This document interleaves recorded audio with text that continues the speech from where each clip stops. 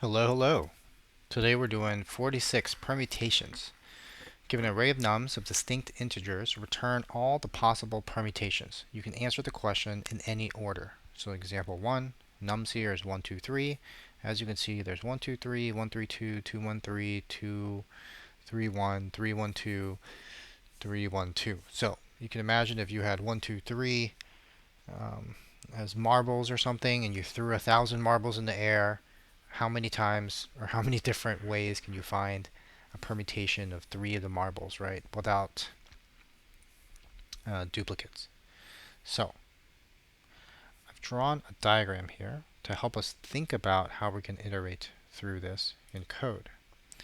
Imagine if 1, 2, and 3 are the options that you have available to you, and you have a current array, right? And once you exhaust your list of options, we append this to some results array. So how are we going to exhaust the list of options? We're going to iterate through these, 1, 2, and 3, and append them to current while taking it outside of options. So once you use 1, 1 can no longer be an option, right? So let's try this once. Green is going to be current, blue is going to be options. We're going to take the 1, and we're going to put it into current, and now the options is 2, 3. There's only 2 and 3 left, right? So let's iterate over the 2. I'm going to take that 2, put it in current, to 1, 2 in current now. Options is 3, the last option available. And when we exhaust all the options, options is empty, we're going to push that to some results array. Now, we could have taken a different path, right? We're iterating over this. So instead of iterating and choosing the 2 option, what does it look like if we chose the 3 option? If we chose the 3 option, our current is now 1, 3. The option left is 2. We can use that 2 for 1, 3, 2, and now the options are empty. We push that to the results array. Now, this is what happens if we started with the number 1, right? We're iterating over options. So we could have started with the number 2. What does it look like if we chose 2? Well, 2 goes into current. The remaining options available is 1 and 3, right? And then we can choose 1, and then we can choose 3. That goes into results, right? We're iterating over that 1, 3. We could have chose 3 first. We could have chose 1 first, right? 1, and now we have 2, 1, 3, or 2, 3, 1, right? Now, in this iteration, it doesn't have to just be that 1, 2. We could have started with a 3, right? So we have this where we start with a 3. The options are 1, 2, and so on and so forth, right? So when we choose one of the options, we take it out of the new options, the remaining options we have. And for the remaining options, we continue, do this iteration until there's no more options available. Once there's no more options available, we will append this to some results array.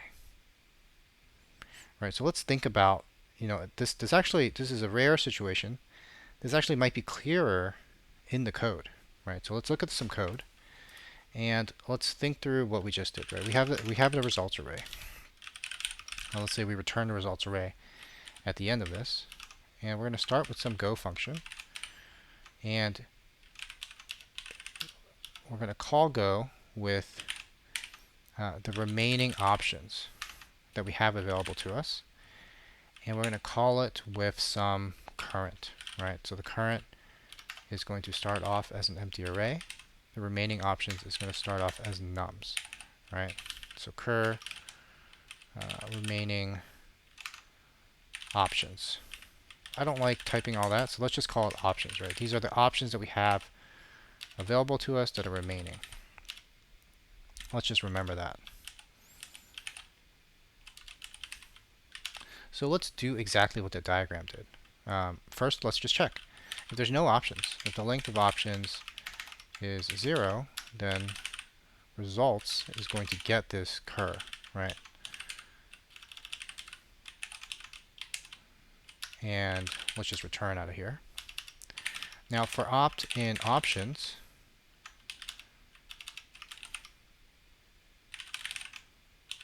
we're going to use that to create this new cur. So let's just zoom in on this one. we're going to create this new cur. So new cur equals the cur plus the option. We'll just spell that completely. And the new options, right? Or you can say here remaining options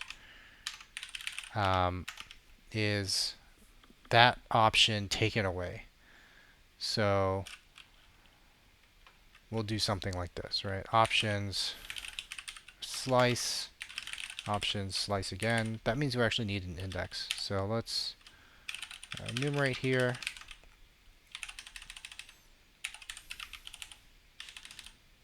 And we'll go 0 to I, and I plus 1. And that's us slicing away that option, right? So now that option is gone.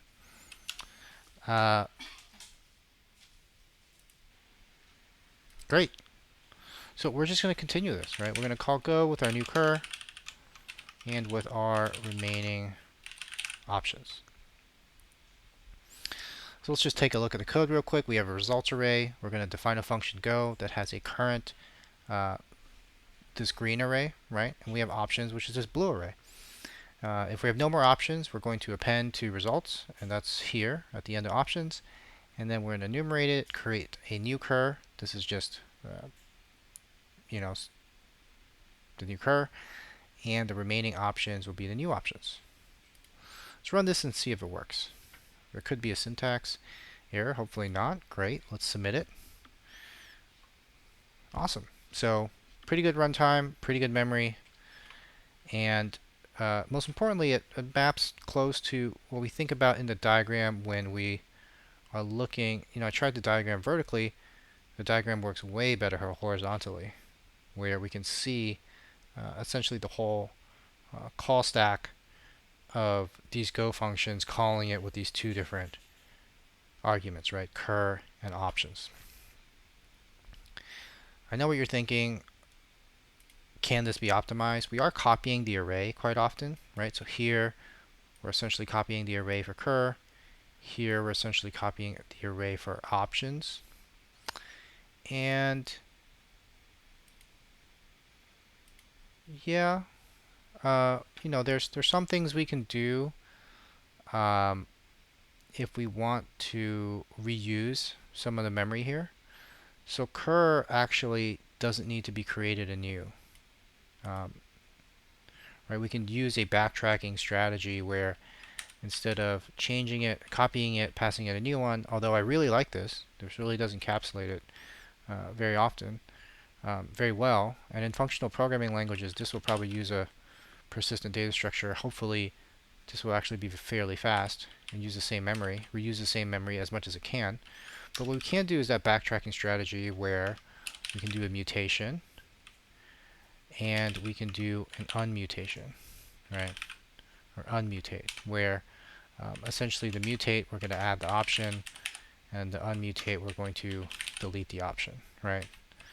And where we would put that is we would sandwich that around our go function, right? And this would be the pattern that we'd use. So let's move this so it's kind of clear what's going on. Let's, as an optimization, comment out new cur. Let's not use new cur.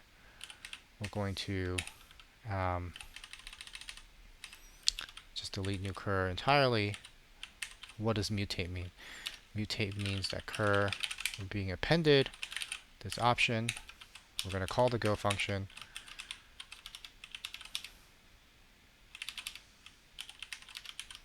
And that unmutate will be the pop, right? So let's run this and see if there's any improvement in readability, in speed. We were at 35 before, we're at 39 now, roughly in the same ballpark. But hopefully we're using less memory, right? So here we're using 16. I didn't see what we were using before, but probably in the same ballpark.